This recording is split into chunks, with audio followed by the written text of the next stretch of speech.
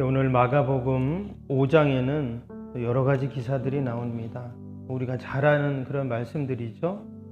거라사인 지방에 군대 귀신 들린 자를 고쳐주시는 그런 내용이 앞부분에 나오고, 또 중간에 보면 혈루증 걸린 여인을, 별도의 혈루증으로 고통당하는 여인을 예수님이 고쳐주십니다. 그리고 회당장 야이로의 딸을, 죽은 딸을 살려주시는 그런 내용이 나오죠. 회당장의 딸을 고쳐주신 내용을 오늘 함께 살펴보겠습니다. 근데 오늘 이 세 가지 사건을 보면 우리가 그냥 이렇게 말씀을 듣고 읽었지만, 이런 말씀들을 보면 상당히 엄청난 사건들이죠. 그것을 알 수 있는 것이 뭐냐면 20절 한번 볼까요? 20절 보면 이런 말씀이 있죠. 그가 가서 예수께서 자기에게 어떻게 큰 일을 행하셨는지를 데가볼리에 전파하니 모든 사람이 놀랍게 여기더라 그랬어요. 그 귀신 들린 사람이 자신 안에 있던 귀신이 나가가지고 지금 돼지떼한테 들어갔다 그랬어요. 근데 몇 마리예요? 2,000마리라 그랬습니다. 그 2,000마리 돼지떼가 전부 바다에 빠져버린 거예요. 여러분, 그럼 어떤 일이 생길까요? 그 돼지를 키우던 주인들이 뭐라고 할까요? 혹이나 집에서 키우던 돼지 한 마리가 죽어도 없어져도 큰일 나는데 2,000마리 돼지떼가 지금 다 몰살을 한 겁니다. 엄청난 일이죠. 그래서 그것 때문에 사람들이 다 놀랐다, 지금 이런 말이 나오고 있어요. 그 혈루증으로 고통당하던 여인이 여러분 고침을 받았습니다. 여러분, 12년 동안 그 질병으로 고통당하고 힘들고 정말 그런 어려움을 당하고 있던 여인이 그냥 예수님의 옷에 손을 댔는데 나았다는 거예요. 그래서 오늘 33절에 보면 그 여인도 자기 이루어진 일 때문에 두려워하고 떨며 이런 말이 나오죠. 그리고 이제 죽은 그 야이로의 딸이 이제 살아났을 때도 마찬가지입니다. 그 42절 보세요. 여기 보면 사람들이 크게 놀라고 놀라느라, 또 그런 말씀이 나오죠. 지금 이 사건들이 간단한 사건이 아닙니다. 우리는 그냥 가만히 앉아서 이렇게 말씀을 읽고 들었지만 지금 어마어마한 사건들이 지금 일어난 거예요. 이 사건 속에서 여러분, 이 모든 일을 행하시는 분이 누굽니까? 우리 주님이십니다. 오늘도 주님께서 모든 어둠의 영들을 다 몰아내시고, 또한 우리의 고통당하는 질병을 고쳐주시고, 심지어 죽은, 그래서 이제 모든 것이 가망이 없다고 하는 그 상황들도 여러분 다 회복시켜 주시고 살려주시는 은혜가 있을 줄로 믿습니다. 특별히 오늘 그 회당장 야이로의 딸을 고쳐줬다는 말씀이 나오는데, 여러분 그 딸이 지금 뭐라 그랬습니까? 42절 보세요. 소녀가 곧 일어나 걸으니 나이가 12살이라 그랬어요. 12살. 지금 회당장의 딸이 12살인데 그 딸이 지금 죽었어요. 다시 살아났으니까 다행이지. 여러분, 그냥 죽어서 끝났으면 어땠을까요? 이 회당장이 여러분 살 수가 있을까요? 12살 딸이 죽었는데. 그 부모의 입장에서는 진짜 어마어마한 일이에요. 그 12살 딸이 죽으니. 그런데 살아났어요. 예수님이 살려주셨습니다. 오늘 이 놀라운 기적의 사건 속에서 우리에게 하나님이 주시는 너무나 귀한 그런 말씀이 있습니다. 오늘 41절 볼까요? 41절 보면 그 아이의 손을 잡고 이르시되 달리다 구음 하시니, 번역하면 곧 내가 내게 말하노니 소녀야 일어나라 하십니다. 우리 달리다굼 찬양도 있죠. 그 달리다굼. 이 달리다굼이라는 말은 이제 아람어인데요. 보편적으로 당시에 쓰던 말이라고 합니다. 무슨 말이냐면 이 달리다라는 말이 뭐 달려간다 이런 뜻이 아니라 작은 것, 미천한 것 이런 뜻이거든요. 그래서 영어 성경 보면 리틀 차일드라고 돼 있어요. 그러니까 어린 소녀 이런 뜻이에요. 그 굼은 일어나라 이런 뜻입니다. 그래서 사랑하는 아이야 일어나라 이런 말이거든요. 근데 당시에 부모님들이 아이들을 아침에 깨울 때 아이들이 안 일어나잖아요. 그럼 어떻게 합니까? 아이고 사랑하는 내 새끼 일어나라 일어나라 이렇게 말하잖아요. 저희도 맨날 아침마다 그러는데 지금 당시에 그냥 맨날 부모님이 아이에게 했던 말인 거예요. 예수님이 그 죽은 아이한테 야 사랑하는 아이야 일어나야지 이렇게 말씀하셨다는 거예요. 근데 정말 일어났어요. 그래서 오늘 이 달리다굼이라는 이 주님의 음성, 여러분 저와 여러분도 들어야 할 줄로 믿습니다. 마치 그 죽은 아이 앞에 와서 예수님이 달리다굼 말씀하신 것처럼, 그래서 살아나고 일어난 것처럼, 그러면 이 시간도 주님께서 우리에게 사랑하는 자야 일어나라 이 달리다굼을 말씀하세요. 우리가 그 주님의 음성을 듣고 우리가 그 은혜로 그럼 다시 살아나고 부활되는 그런 은혜가 분명히 있을 줄로 믿습니다. 그래서 부활 신앙이라는 것이 다른 것이 아닙니다. 우리가 지난주일 부활주일 지냈지만 부활 신앙이라는 것이 내가 하나님의 음성을 듣고 내가 그 음성을 듣고 그 말씀을 간직하고 그 말씀을 붙잡고 일어나는 게 부활 신앙이에요. 오늘 이 회당장 야이로의 딸이 죽었는데 이 다시 살아나는 이 부활의 역사, 어떻게 이 가정이 이 부활의 능력을 경험할 수 있었는가? 먼저는요 22절 보겠습니다. 22절에 회당장 중에 하나인 야이로라 하는 이가 와서 예수를 보고 발 아래 엎드려 그랬어요. 지금 이 회당장이 예수님을 보더니 예수님 앞에 와서 엎드렸다 이렇게 말씀합니다. 우리 3장에서 그 회당에서 예수님이 한쪽 손 마른 자를 고쳐셨던 그 말씀을 같이 보았죠. 이 회당은 그때도 회당 말씀을 드렸지만 이 회당은 단순히 그냥 종교적인 기능만 하는 장소가 아닙니다. 당시에 유대인 공동체의 삶의 아주 중심에 있었던 그런 곳이에요. 그래서 그곳에서 말씀도 배우고 기도도 하고 예배도 드렸지만 때로는 교육을 하는 장소이기도 하고요. 사회적인 어떤 기능을 하는 장소가 회당입니다. 또 하나는 이제 재판소 역할을 했다고 하는데요. 어떤 사람이 문제가 있습니다. 근데 그 문제를 해결하는데 내 힘으로 해결할 수 없어요.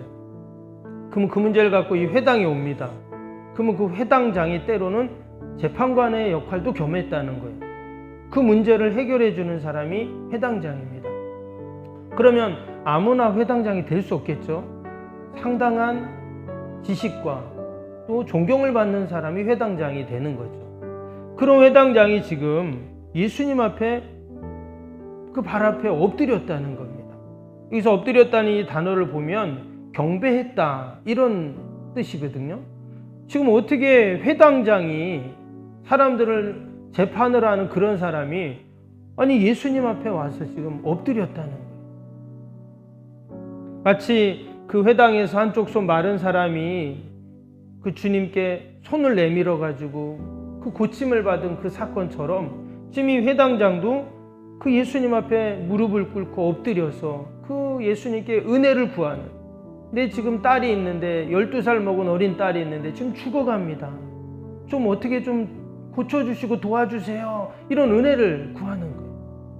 그리고 우리가 이 새벽에도 주님 앞에 나와가지고 우리가 하나님께 은혜를 구하는 겁니다. 주님 저를 좀 도와주세요. 그 한쪽 손 마른 자처럼 이 회당장처럼 우리가 주님 앞에 나와 엎드려 은혜를 간구할 때 하나님은 반드시 우리에게 은혜를 베풀어 주실 줄로 믿습니다. 오늘 23절 봅니다. 간곡히 구하여 이루되 그랬어요. 간곡히 구했어요. 내 어린 딸이 죽게 되었사오니 오셔서 그 위에 손을 얹으사 그로 구원을 받아 살게 하소서 하거나. 이전에 3장에서 한쪽 손 마른 사람하고 똑같은 상황이에요. 그는 한쪽 손 마른 사람이었지만 또 지금 회당장이지만 사실 하나님 앞에서는 똑같은 거예요. 그냥 지위가 있고 존경을 받고 그런 사람이나 정말 손 말라가지고 움직이지도 잘 못하고 하는 사람이나 여러분 주님 앞에서는 똑같아요. 분명히 이 회당장도 딸을 고쳐보려고 노력을 했겠죠. 근데 자신의 그런 지식, 권위, 돈, 명예 이런 것으로 아무것도 할 수 없었던 겁니다.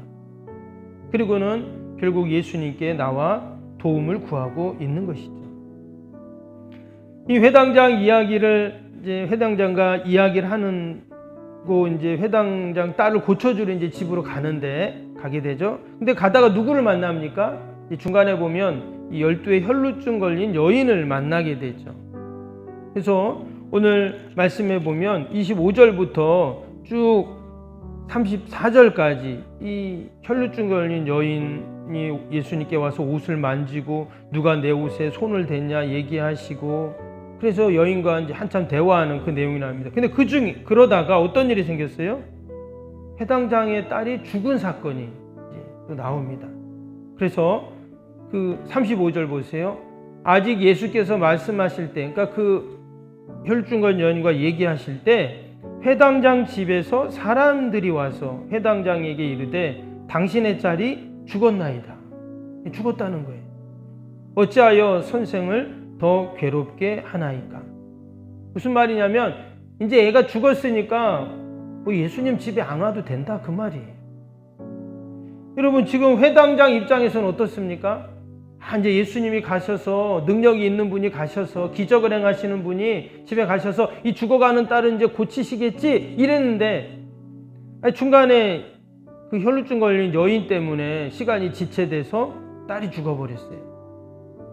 여러분 이렇게 낭패가 어디가 있습니까? 그런데 이어지는 말씀을 보면요 참 놀랍습니다. 36절 볼까요? 예수께서 그 하는 말을 곁에서 들으시고 회당장에게 이르시되 두려워하지 말고 믿기만 하라. 지금 딸이 죽었는데 그 회당장에게 두려워하지 말고 믿기만 해. 또 이렇게 말씀하세요. 그리고는 베드로와 야고보 형제 요한 외에 아무도 딸엄을 허락하지 아니하시고, 이 38절이 중요한데요. 회당장의 집에 함께 가사. 여기 지금 누가 함께 간다 그런 거예요? 3명의 제자죠. 그리고 또 한 사람은 회당장이에요. 함께 저 회당장 집에 갑니다.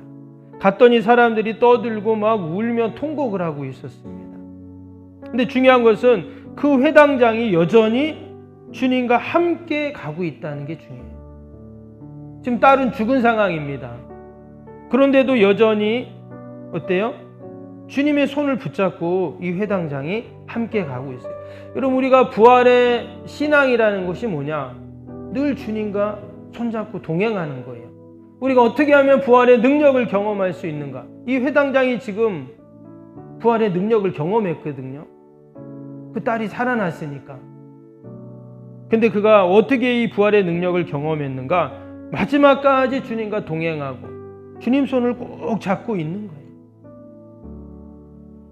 예수님이 그 딸을 가리켜서 뭐라고 하셨냐면 39절 볼까요?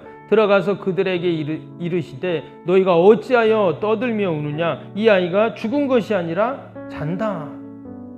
여기서 많이 들었던 말씀이죠. 그 죽은 나사로, 예수님께서 죽은 나사로 이제 집에 가실 때 제자들에게 그런 말씀을 하세요.